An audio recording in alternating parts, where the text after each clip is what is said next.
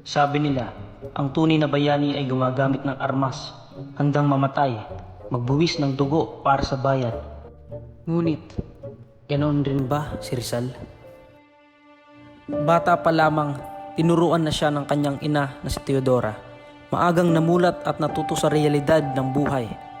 Dala ng kasipagan sa pag-aaral sa gabay ng kanyang kapatid na si Pasiano ay unti-unti siyang nakilala hindi lamang sa ating bansa.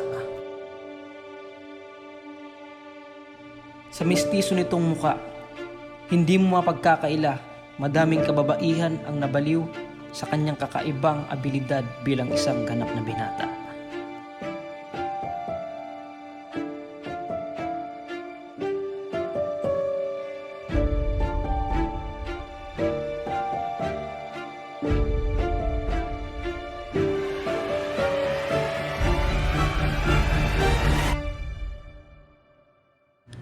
Sa kanyang mga napuntahan at natutunan, ginamit niya ang kanyang talento sa pakikipaglaban sa kamay ng mga Espanyol na namamahala na pumigil sa ating kalayaan. Mula sa mga nobelang nagpasikat sa kanyang pangalan ay ang Noli Me Tangere, na kanyang sinimulang isulat sa Madrid ng Espanya at natapos sa Berlin ng Alemanya.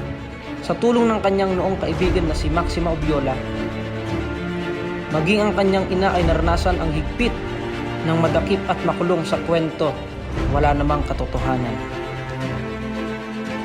Nasubukan na rin niyang makulong dahil sa mga kwento niyang patama sa mga Kastilang walang awa at pahirap sa mga taong walang kasalanan, at walang magawa kundi magmakaawa para lamang mabuhay ng patas at malaya. Ngunit hindi naging hadlang kay Rizal ang himas-layas na karanasan, at doon siya nagpatuloy ng pagsusulat para sa kanyang mitiing hangad, at yun ay ang kalayaan. Ngunit yun rin ang naging dahilan ng kanyang kamatayan.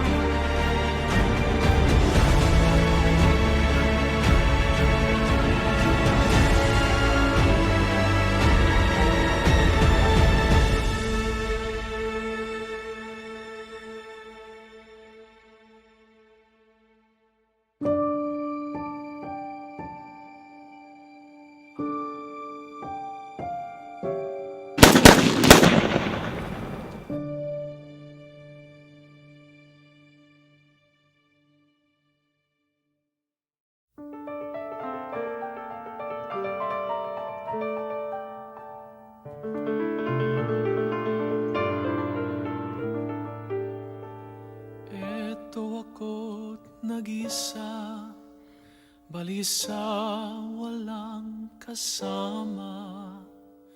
Tulad ako ng lawin, umaawit sa kanyang sarili. Awit niya'y nakakaliw, ngunit walang nakakaintindi.